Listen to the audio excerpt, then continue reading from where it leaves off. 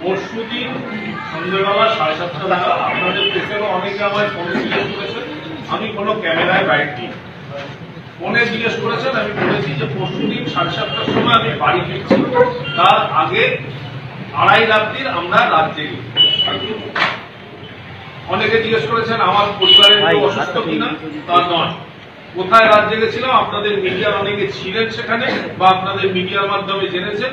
আমি বালুদা এবং সুজিত 2:30 রাত্রির রাত জেগে থাকার পরে আমার একটা বদদোষ আছে, একটু লেট রাইজার, তা সত্ত্বেও আমাকে সেই ভোরবেলা 6টায় উঠে রাত্রি 2টো অবধি জেগে আর পরের দিন সকাল 6টায় উঠে আবার যাওয়া, এবং যে কোনো মূল্যে আমি দলের স্বার্থে এবং নিজের আবেগের তাড়নায় কি করেছি না করেছি সেটা জ্যোতিপ্রিয় মল্লিক আমার চেয়ে ভালো দেখেছে, উপলব্ধি থাকুন। তো সেই জায়গায় দাঁড়িয়ে গত পরশু যখন আমি বাড়ি ফিরছি আমায় হঠাৎ ফোন আসে, এবং আপনারা প্রত্যেকে জানেন যে আমার একটা বদদোষ যে আমি প্রত্যেকের ফোন ধরি, নাম্বার থাকুক না। সেই ফোনটা প্রথমেই বলা হয় হ্যালো, হ্যালো, হ্যাঁ আমি দাদা বলছি। আমি কে বুঝতে পারিনি। হ্যাঁ কে বলুন? না আমি মুকুলদা বলছি। হ্যাঁ বলো।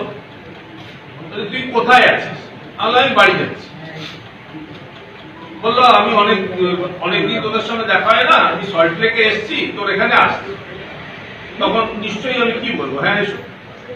এসছেন, এসে আমার মিসেসের সঙ্গে নিশ্চয়ই ওনার পরিবারের দীর্ঘদিনের আলাপ পরিচয় আছে, আমাদের পরিবারের সঙ্গে আছে, এবং সেখানে সৌজন্যভাবে উনি জিজ্ঞেস করেছেন ইন্দ্রাণী কেমন আছো। যেরকম বালুদাও যায় আমার মিসেসকে মাথায় ধাক্কা মেরে বলে কিরে কেমন আছিস, ববিদা বৌমা বলে, সুজিত যায় সেরকম ভাবে জিজ্ঞেস করেছেন যে ইন্দ্রাণী কেমন আছিস, মা কেমন আছে, ভাই কেমন আছে, এইসব কথাবার্তা বলে তারপরে বলেছে খিদে পেয়েছে, ঠিক আছে লুচি আলুর দম কর, তুই তো করিস কর।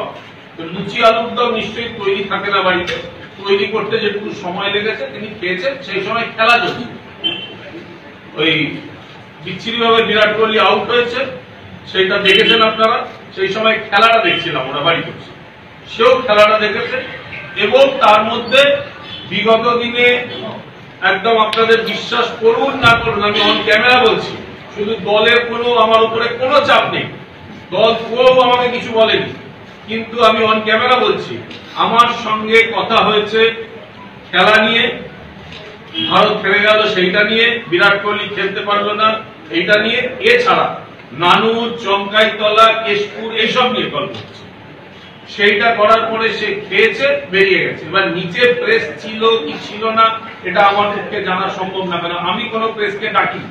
কোন মিডিয়া যদি বলতে পারে আমি দেখেছি, আমি এখানে দাঁড়িয়ে যা শাস্তি দেবে আমি মাথা পেতে মেনে দেবো, আমি কোনো মিডিয়াকে ডাকি। কেন যে কোনো মানুষ কে আসবে আমি তো জানতাম না। আর দুই, একটা জিনিস আপনাদের বলি, আপনাদের মাধ্যমে সারা বাংলাবাসীকে জানানো যে আমি তৃণমূলে বিগত দিনে 1995 সালে পৌর প্রতিনিধি প্রথম হই জাতীয় কংগ্রেসের, তারপরে 2000 সালে তৃণমূল কংগ্রেসের পৌর প্রতিনিধি, 2005 সালে ওয়ার্ডটা মহিলা সংরক্ষিত হয়ে যাওয়ার জন্য আমার মিসেস ইন্দ্রাণী দত্ত পৌর প্রতিনিধি, 2010 সালে আবার আমি পৌর প্রতিনিধি এবং ভাইস চেয়ারম্যান।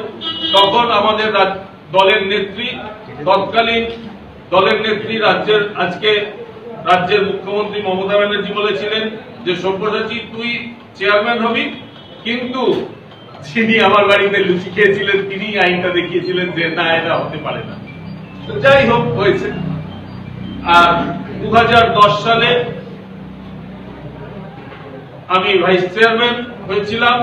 2015 সালে নতুন পৌর নিগম তৈরি হয়, মাননীয় মুখ্যমন্ত্রীর স্বপ্ন, সেই স্বপ্নে নতুন পৌর নিগম, সেই পৌর নিগমে মাননীয় মুখ্যমন্ত্রীর নির্দেশে আমি দায়িত্বভার গ্রহণ করেছি।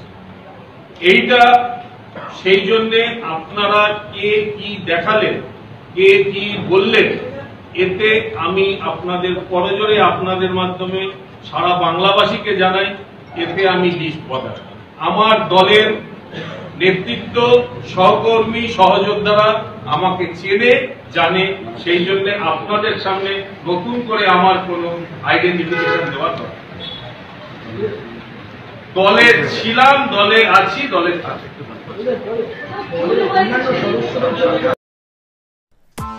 Press the bell icon on the YouTube app